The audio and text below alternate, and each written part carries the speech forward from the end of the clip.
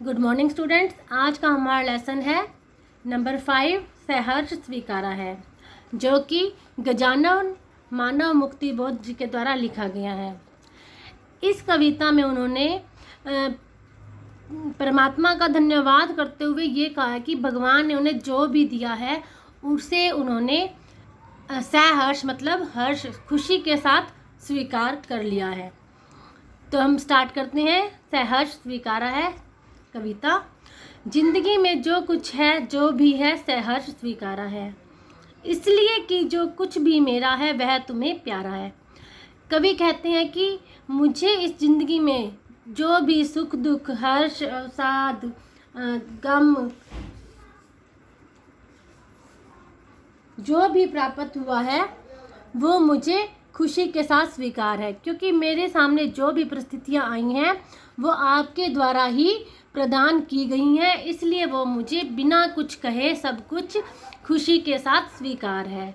इसके साथ वो ये भी कहते हैं कि जो कुछ भी मेरा है वह तुम्हें प्यारा है, मतलब जो भी आपने मुझे दिया है या जो मैंने संचित किया है वो मुझे आपकी ही देन है, और वही जो आप मुझे देना चाहते हैं वही आपने दिया है, तो वो आपको प्यारा है।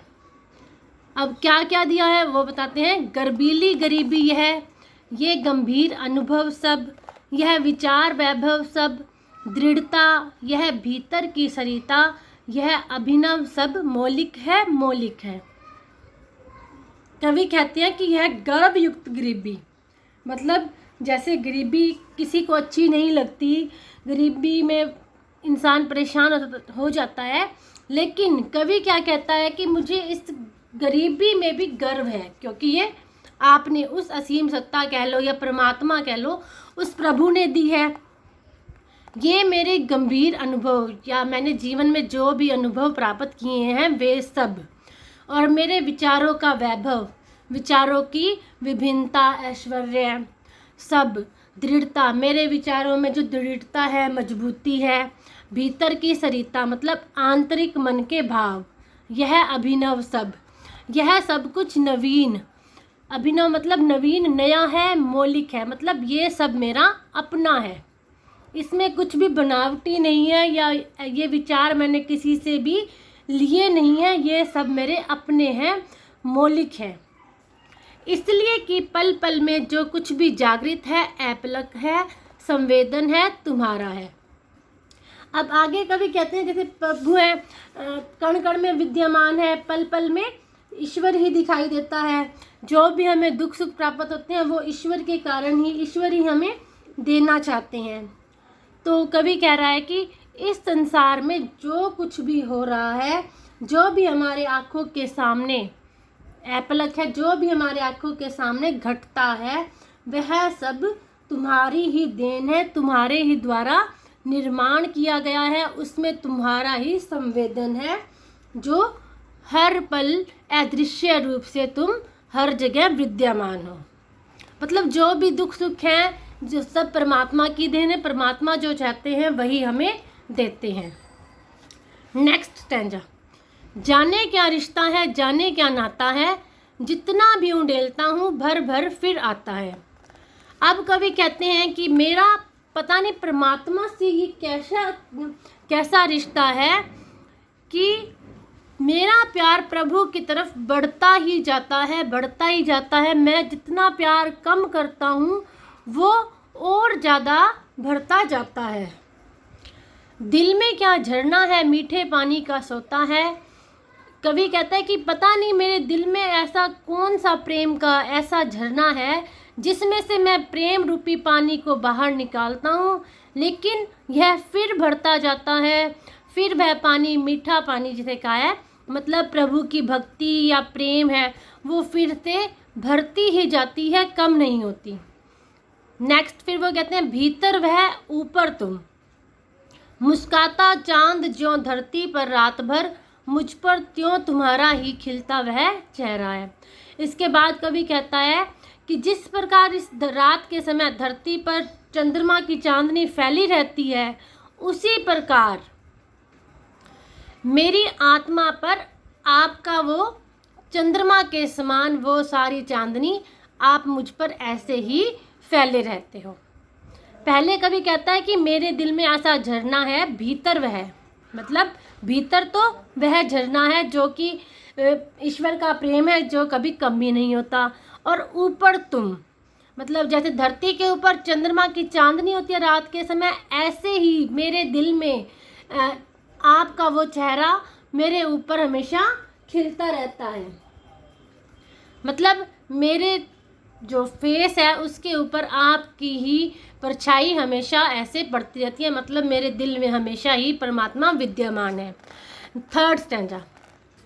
सचमुच मुझे दंड दो कि भूलूं मैं तुम्हें भूल जाने की दक्षिण ध्रुवी अंधकार अमावस्या, शरीर पर चेहरे पर अंतर में पालूं मैं, झेलूं मैं उसी में नहा लूं मैं। अब इसमें कवि कहता है कि मैंने एक बार परमात्मा को भूलने की एक खता की है, तो मुझे इसका अपराध जो मैंने किया है इसका दंड मुझे मिलना चाहिए। कवि कहता है कि मैंने आपको एक बार भूलने की गलती करी है, तो इसका मुझे दंड मिलना चाहिए। अब वो दंड क्या मिलना चाहिए? तुम्हें भूल जाने की दक्षिण ध्रुवी अंधकार अमावस्या। दक्षिण ध्रुव में सूर्य की रोशनी नहीं पहुंचती, तो वहाँ पर अंधकार ही हमेशा रहता है। लेकिन उस अंधकार में भी अमावस्या, जिसमें सूर्य की किरणें बिल्कुल ही ना पहुंच पाए, तो इतना अंधेरा मेरे जीवन में आ जाए, शरीर पर चेहरे पर अंतर में पालूं मैं, झेलूं मैं उसी में नहा लूं मैं। मतलब मेरे चारों ओर अंधकार ही अंधकार हो। वो कहना चाहता है कि जैसे प्रभु होते हैं तो उसके सामने हर जगह चांदनी ही चांदनी जैसे फेस पर छाई रहती है, लेकिन मैंने अब प्रभु को भूलने की एक गलती करी है, तो मुझे सारी संसार में अंधकार ही अंधकार प्राप्त हो। मेरे शरीर पर, मेरे चेहरे पर, मेरे अंदर तक अंधकार ही अंधकार हो, और मैं उस अंधकार को सहन करूं, उसी में नहा लूं, मतलब उसी में ही डूब जाऊं। इसलिए कि तुमसे ही परिवेष्टित आच्छादित रहने का रमणीय यह उजाला अब सहा नहीं जाता है, नहीं सहा जाता है। कवि अब कह रहा है कि मुझे अंधकार में ही मैं डूब जाना चाहता हूँ, और आपका जो प्रकाश है जो मेरे चारों तरफ फैला रहता था, लेकिन अब वह प्रकाश मुझ परिवेष्टित, मेरे चारों ओर आच्छादित, मुझे ढके रहता था, अब वह मुझसे बर्दाश्त नहीं हो रहा। वह रमणीय प्रकाश अब मुझे बर्दाश्त नहीं हो रहा, क्योंकि मैंने एक बार आपको भूल जाने की गलती की है।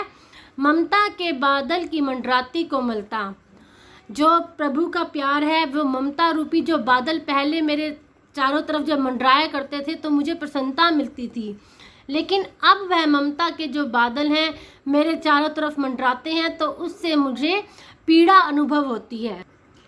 कमजोर और अक्षम अब हो गई आत्मा, यह छटपटाती छाती को भवितव्यता डराती है, बहलाती सहलाती आत्मीयता बर्दाश्त नहीं होती है। अब इसमें कवि कहते हैं कि मेरी यह आत्मा अब बहुत ज़्यादा पीड़ा में है, और अधिक कष्ट सहन करने की शक्ति अब उसमें नहीं रही। वह बहुत ही ज़्यादा कमज़ोर और अक्षम, मतलब बिना शक्ति की हो गई है, और छटपटाती छाती को भवितव्यता डराती है। और जो मेरी दुखों का पहाड़ है जो मेरे छाती के ऊपर, अब स्थिति इतनी नाजुक हो गई है कि जो लोग मुझे सांत्वना देते हैं उनसे भी मुझे वह सहानुभूति से आत्मीयता बर्दाश्त नहीं हो पाती है। मतलब अगर कोई सांत्वना भी देना चाहता है तो मुझसे वह बर्दाश्त नहीं हो पाता है। और कहने का भाव है कि अगर कोई कवि के प्रति अपनापन दिखाता है तो कवि को वह भी बर्दाश्त नहीं हो रहा, अच्छा नहीं हो रहा। क्यों अच्छा नहीं लग रहा? क्योंकि उन्हें लगता है कि मैंने परमात्मा को भूलने का एक बार जो अपराध किया, तो उसके दंड में मुझे ये दुख मिलना चाहिए कि मैं अकेले अंधेरे में ही रहूं और कोई मुझसे कोई सहानुभूति ना दिखाए, मुझे ये दुख मिलना ही चाहिए। तो आज के लिए इतना बहुत है। कल हम एक स्टैंजा रीड करेंगे और इसी के साथ साथ विशेष और अर्थ ग्रहण से संबंधित प्रश्न उत्तर भी कल हम करेंगे। Thank you.